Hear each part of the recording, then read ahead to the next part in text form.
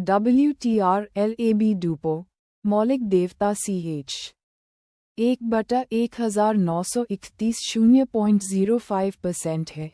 एक अध्याय एक गुजुना का छोटा भाई। आई मॉडल जेमिनाई -2.0 योजक चिन्ह FLASH 2 QE महाद्वीप मध्य राज्य पूर्वी क्षेत्र प्राचीन क्षेत्र अति सुंदर साज सज्जा से सुसज्जित एक विशाल और उज्ज्वल कमरे के अंदर सफ़ेद कपड़े पहने एक लड़का ध्यान की मुद्रा में शांत बैठा था। उसके हाथ प्राचीन लेकिन अजीबोगरीब हाथ की मुहरें बना रहे थे और बाहरी दुनिया से हल्की सफ़ेद हवा का प्रवाह उसके शरीर में बह रहा था। हवा का प्रवाह बढ़ गया और उसके शरीर को पोषण दिया, उसके कुछ कोमल चेहरे को एक चमकदार चमक के साथ रोशन किया। हवा के धीमे प्रवाह के साथ ही सफ़ेद कपड़े पहने लड़के के हाथों की मुहरें बदल गईं और उसके शरीर से अचानक एक दबी हुई आवाज़ आई। उसका आभामंडल अचानक एक स्तर ऊपर उठ गया, थोड़ा तेज हो गया। सांस को स्थिर करने के लिए अपनी हथेलियों को नीचे करते हुए सफ़ेद कपड़े पहने लड़के ने धीरे से अपनी आँखें खोलीं, जिससे उसकी पुतलियाँ सितारों की तरह चमकीली और चकाचौंध करने वाली दिखाई दीं। मैं QE के चौथे स्तर पर हूँ, लड़के ने खुद से कहा, धीरे धीरे अपनी छोटी मुट्ठी को कसते हुए और बढ़ी हुई ताकत को महसूस करते हुए। ऐसा लगता है कि आपके शरीर के सीलबंद होने के बावजूद, मेज़बान, आपकी साधना प्रतिभा अभी भी असाधारण है। अपनी वर्तमान साधना गति से, आप अधिकतम 3 या 4 वर्षों में डूजे क्षेत्र में प्रवेश करने में सक्षम होंगे। लड़के के मन में एक ठंडी आवाज़ गूंजी, जिसमें प्रशंसा की झलक थी। अगर मैं थोड़ा और प्रयास न करूं, तो क्या मैं आपकी पसंद को कमज़ोर नहीं कर दूंगा? सफ़ेद कपड़े पहने लड़के ने मन ही मन धीरे से मुस्कुराया और धीरे से अपनी हथेली खोली। ये सच है, मेज़बान, आप इस सिस्टम का आखिरी मौका हैं। स्वर्ग और पृथ्वी के महान दाव से पैदा हुए हमारे जैसे सिस्टम के पास चुनने के लिए केवल 9 मौके हैं। अगर सफल हुए, तो हम सर्वोच्च कानून की सीमाओं को पार कर सकते हैं और सच्चे जीवित प्राणियों में बदल सकते हैं। लेकिन एक बार जब हम असफल हो गए, तो हम पूरी तरह से नष्ट हो जाएंगे। इस सिस्टम के पहले 8 विकल्प विफल हो गए हैं। अब एकमात्र चीज़ जिस पर मैं भरोसा कर सकता हूँ वह है आप। होस्ट। सिस्टम की ठंडी आवाज़ में आह की झलक थी। उनके जैसे उच्च स्तरीय सिस्टम, स्वर्ग और पृथ्वी के महान दाव द्वारा स्वाभाविक रूप से पोषित बुद्धिमत्ता के साथ पैदा होते हैं और स्वाभाविक रूप से सच्चे जीवित प्राणियों में पार जाने और बदलने की इच्छा रखते हैं। सिस्टम का पालौकिकता का मार्ग मेज़बान से जुड़ा हुआ है। मेज़बान को ज्ञान और पालौकिकता प्राप्त करने में सहायता करके ही सिस्टम सफलतापूर्वक सेवानिवृत्त हो सकता है।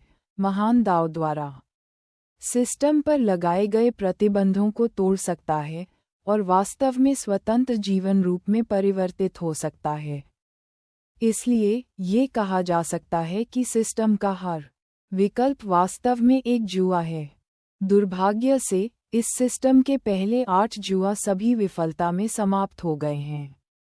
चिंता मत करो, मुझे चुनना निश्चित रूप से तुम्हारा सबसे बुद्धिमानी भरा निर्णय है। सफ़ेद कपड़ों वाला लड़का हंसते हुए खड़ा हो गया। उसके चेहरे पर आत्मविश्वास की एक मजबूत भावना थी, मानो वह जन्मजात हो और उसकी हड्डियों में गहराई से समाई हो।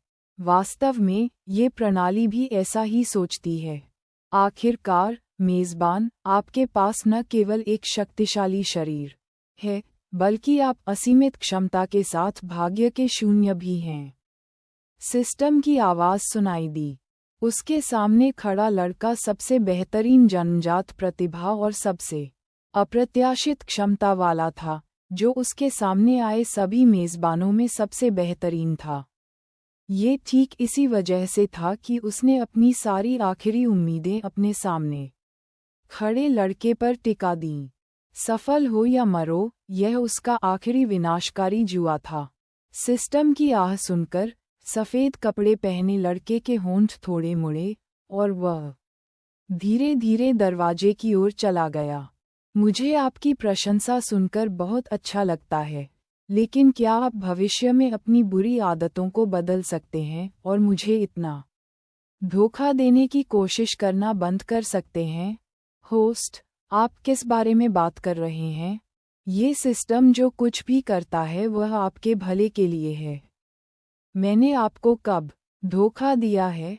हे, अगर तुमने मुझे धोखा नहीं दिया होता, तो मैं अभी प्राचीन क्षेत्र में नहीं होता। जैसे ही उसने सीधे दरवाजा खोला, लड़के की व्यंग्यात्मक आवाज सुनाई दी, चरमराहट। किंगटन की लकड़ी से बना दरवाजा खोला गया, जिससे आवाज आए। सफ़ेद कपड़े पहने लड़के की नज़रें इधर-उधर हो गईं और अचानक एक छोटी सी आकृति नजर आई। उसने एक खूबसूरत नीला रंग का ड्रेस पहना हुआ था, जिसके 2 प्यारे पोनीटेल थे। उसकी त्वचा गोरी और कोमल थी, जो ज़ैड की तरह चमक रही थी।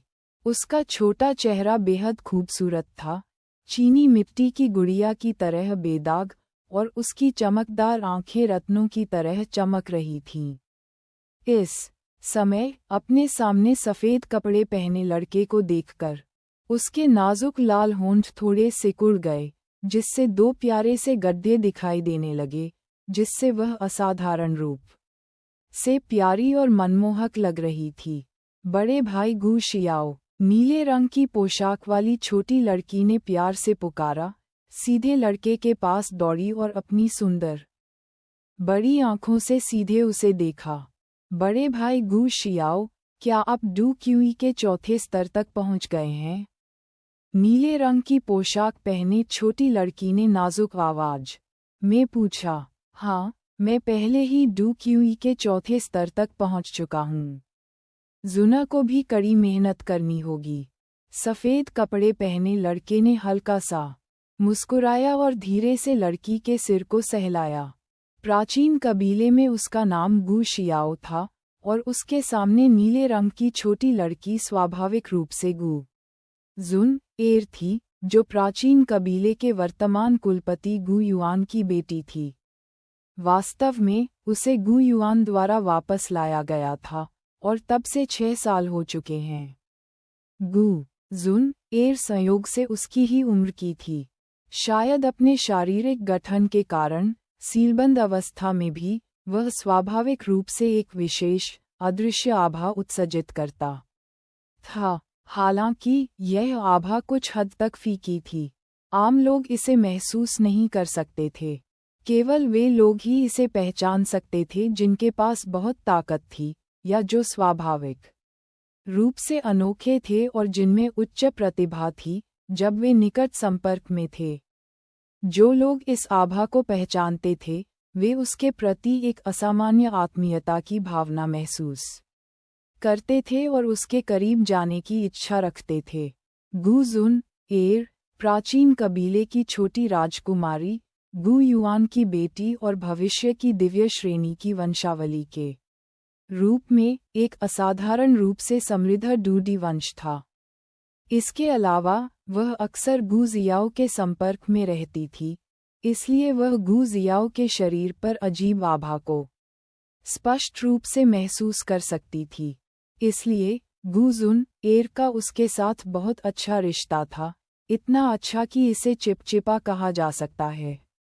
गू शियाओ से अलग न होने के लिए गू जुन, जिसे 4 साल की उम्र में प्राचीन क्षेत्र छोड़कर शियाओ परिवार में चला जाना चाहिए था, अभी भी प्राचीन क्षेत्र में ही रह गई। जुन एर कड़ी मेहनत करेगी।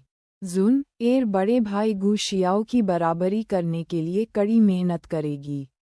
गू शियाओ की बातें सुनकर गू जुन ने अपनी छोटी मुट्ठी भींच ली और दृढ़ निश्चयी भाव से कहा, हाँ, मुझे विश्वास है कि जुन एर जरूर ऐसा करेगी।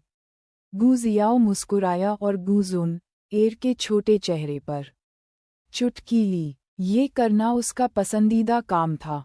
गू जुन एर का छोटा चेहरा गोल मटोल और कोलेजन से भरा हुआ था, जिससे चुटकी लेना बहुत अच्छा लगता था। गू जुन ने विरोध नहीं किया। वह पहले भी कई बार ऐसी ही परिस्थितियों का सामना कर चुकी थी और इसकी आदी हो चुकी थी। इसके अलावा उसे गू शियाओ की निकटता से घृणा नहीं हुई। इसके विपरीत उसे ये बहुत पसंद आया। हालांकि वह केवल 6 साल की थी, लेकिन उसके समृद्ध डूडी वंश ने उसे अपनी उम्र के बच्चों से कहीं ज्यादा दिमाग दिया। हालांकि वह छोटी थी, लेकिन वह वास्तव में बहुत कुछ समझती थी। जुन, एर, तुम्हारी वर्तमान शारीरिक स्थिति कैसी है? क्या गोल्डन एम्परर बर्निंग फ्लेम के सम्लन से उत्पन्न परिणाम में सुधार हुआ है? गू शियाओ ने गू जुन, एर का छोटा सा हाथ पकड़ा और सड़क पर चल दिया। उसके स्वर में चिंता की झलक थी। 6 साल साथ रहने के बाद उसके दिल में गू जुन, एर की जगह बहुत महत्वपूर्ण हो गई थी। इस अपरिचित दुनिया में गू जुन ही एकमात्र व्यक्ति थी जिसे वह पहचानता था, और प्राचीन क्षेत्र में एकमात्र व्यक्ति थी जिसका उसके प्रति कोई गुप्त उद्देश्य नहीं था। अंत में प्राचीन कबीला उसके लिए स्वर्ग नहीं, बल्कि एक अजीब पिंजरा बन गया। Join my Telegram channel for next episode.